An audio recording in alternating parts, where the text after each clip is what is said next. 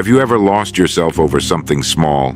A careless word, a look, a moment that shouldn't have mattered, yet somehow it did. It stole your peace and turned a quiet day into confusion. We've all felt that.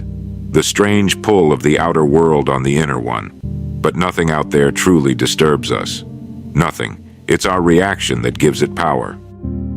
The mind carries countless quiet triggers, old fears, buried doubts, silent insecurities, each waiting for its moment to steal our calm. That's why peace must be mastered, not waited for. Peace is not just a state of mind, it's the foundation of strength, both mental and physical. When you truly find peace, the pieces of life begin to align. Your work, your relationships, your purpose, even your prosperity. Because when the inner world is still, everything else finds its place. Peace is not weakness. It is power in its purest form. It's not escape, it's control. To remain calm while others panic, to think clearly while others react, to stay centered when the world shakes, that is strength. A peaceful woman commands more influence than 1,000 anxious minds. A peaceful man carries more authority than those who shout the loudest, because peace cannot be forced, it must be earned, and those who possess it radiate it. You can feel it when they enter a room, that quiet confidence, that settled presence that says, I do not need to control this moment, I already am in control. Every great achievement, every lasting success, every act of true leadership begins in peace. The greatest thinkers, artists, and builders, men and women alike, knew that only a still mind can create lasting order. They did not run from the world. They ruled their inner one. You see, chaos has no power over a person who refuses to match its rhythm. The angry word dies in front of calm ears. The unfair moment loses its victory when met with quiet understanding. Peace disarms what conflict tries to ignite. And yet, peace is the hardest battle you will ever fight, because it is fought against yourself. It demands awareness, restraint, and understanding. It asks you to pause when your emotions beg you to react. It asks you to forgive when pride wants revenge. It asks you to stay steady when fear urges you to flee. But once mastered, peace gives you more strength than any outburst, more clarity than any argument, more resilience than any force. It allows you to live above the noise, to see clearly when others are blinded by anger, and to move forward while others remain trapped in their own storms. Peace is not found in isolation, it's found in mastery. It's not hiding from life, it's standing firm in the middle of it. And when you reach that point, when no event, no person, and no moment has the power to take away your calm, then you have found something far greater than happiness. You have found true power. Because peace isn't the absence of struggle, it's the mastery of it. The strength within stillness. In a noisy world, stillness is often mistaken for weakness. People believe that power is loud, that strength is forceful, that success belongs to those who push, demand, and rush. But history, and life itself, proves otherwise. True power is quiet. Real strength moves without noise. The calm mind is not a passive mind, it is a focused one. When others panic, it observes. When others react, it decides. When others are lost in confusion, it sees the clear path ahead. Peace is not the absence of action, it is the presence of precision. Think of a surgeon's hands. They do not shake. They move with deliberate care, for one wrong motion could destroy what they seek to heal. The same is true for the disciplined mind. It cannot afford chaos. It must remain calm, not because the world is calm, but because the work demands it. Men and women of true influence, in every age, understood this. They mastered their inner world long before they mastered the outer. Their strength came not from force, but from focus. While the impatient shouted, they listened. While the fearful hesitated, they acted, not rashly, but rightly. Stillness is not inactivity. It is control. It is the quiet preparation before the decisive strike, the deep breath before the great speech, the steady gaze before the moment of truth. It is the discipline of holding your energy until the right moment and then using it with purpose. Most people waste their strength in reaction, scattering it in anger, worry, and complaint. They live exhausted because their energy leaks through every emotion they refuse to master. The peaceful person, however, conserves that energy. They channel it, they build it, they use it when it matters. That is why their presence feels powerful, because it is power contained. A peaceful mind is a mind that sees clearly, and clarity is the highest form of strength. It allows you to respond instead of react, to think instead of guess, to act instead of drift. Peace sharpens judgment. It transforms emotion into understanding, and understanding into direction. When your mind is calm, life slows down enough for you to see the patterns others miss. You begin to notice the rhythm of things, the timing, the cause, the consequence. You stop being tossed around by events and begin to steer them. That is why peace is not passive. It is not retreat. It is command. The calm man and woman are not indifferent. They are prepared. Their stillness is not emptiness. It is readiness. The stronger your peace, the less you need to prove your strength. You no longer argue to be right. You act to be effective. You no longer rush to be first. You move to be accurate. You no longer fight to dominate. You lead to create. In a world that glorifies motion, stillness is rebellion. In a world that rewards noise, silence is mastery. Peace gives strength its direction. Without it, power is only chaos wearing armor. The enemies of peace. Peace is powerful, but it is fragile in the untrained mind. Every day it is tested by the same silent enemies: fear, ego, and reaction. They come dressed in ordinary moments, yet their aim is the same: to disturb your inner world and rule your thoughts. The first enemy is fear. Fear disguises itself as caution, as realism, even as logic. It whispers, "Be careful," but what it really means is, "Do not move." Fear is the great thief of calm, for it fills the future with shadows that do not yet exist. The anxious mind lives in tomorrow's trouble instead of today's truth.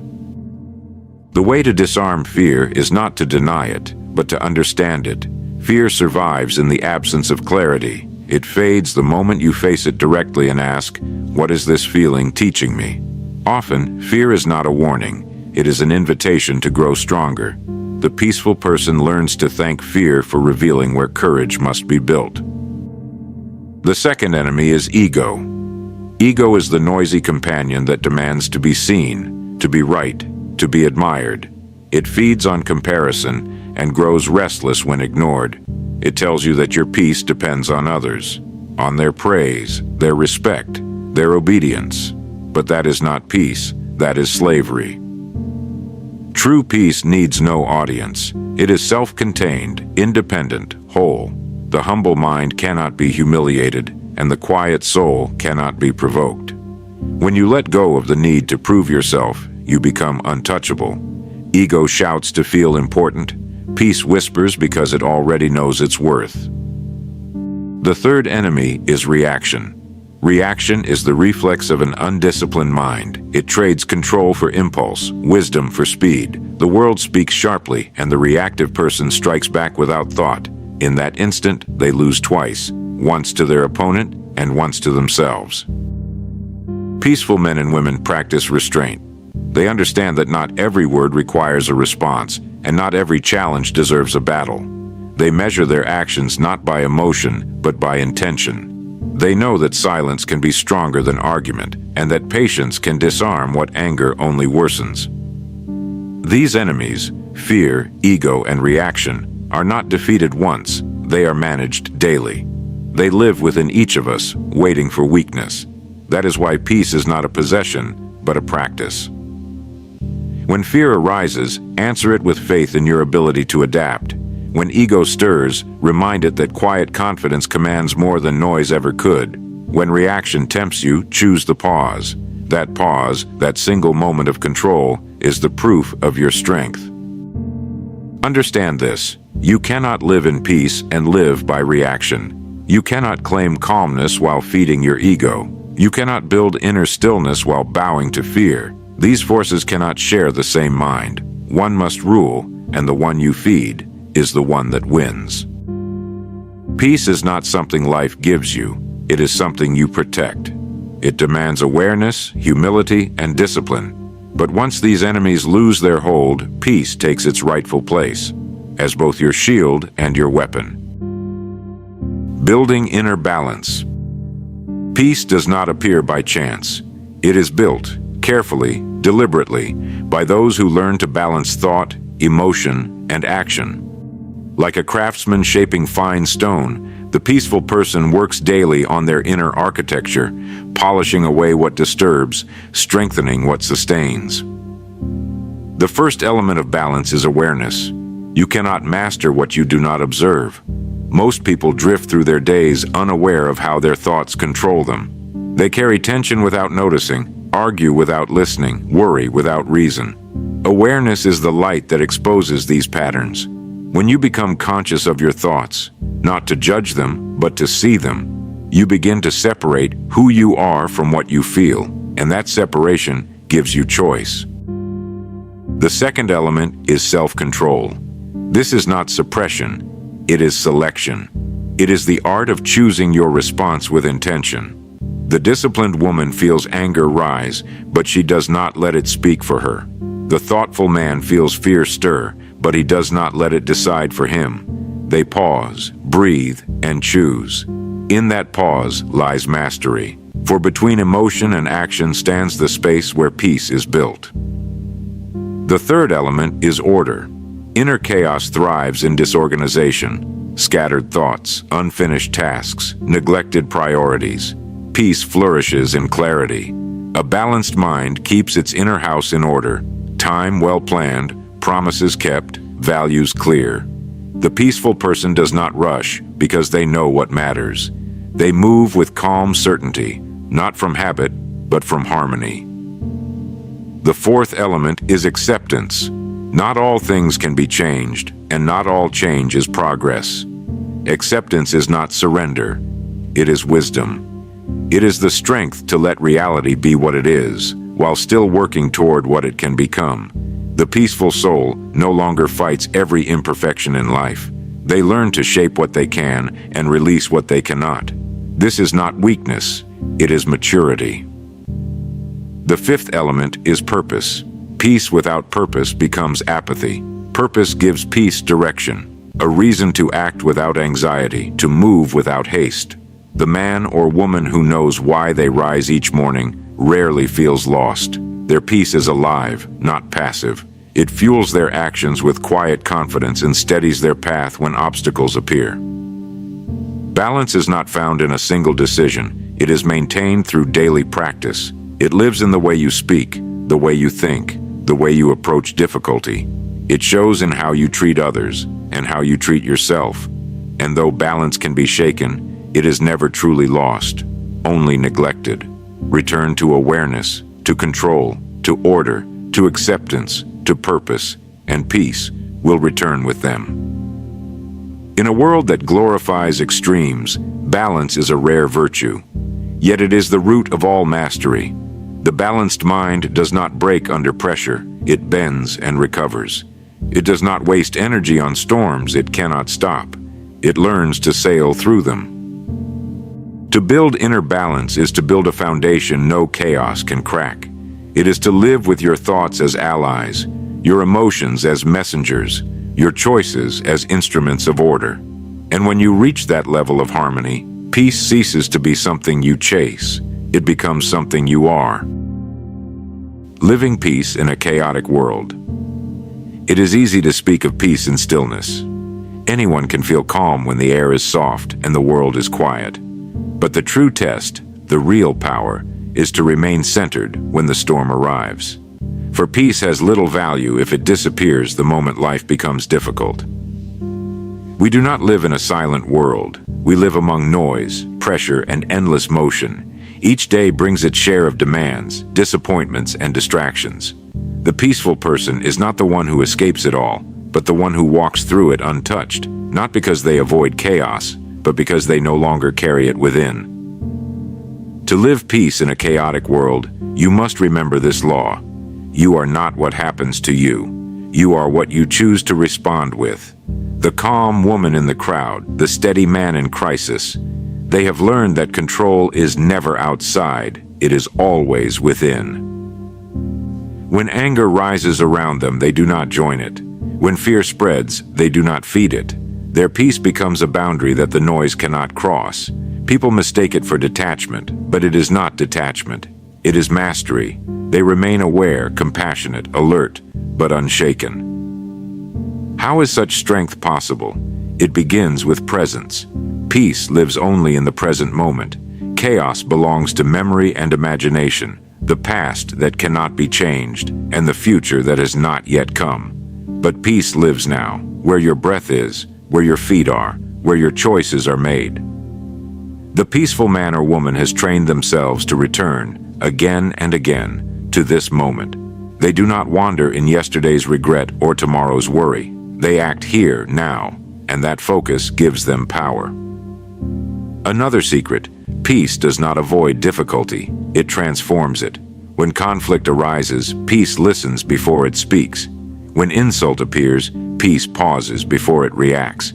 When loss strikes, peace grieves, but does not despair. In every trial, peace looks for understanding before judgment, purpose before pain. To live peacefully in chaos also requires compassion. Anger cannot survive in the heart that understands. The more you see others as people, not problems, the less power they have to disturb you.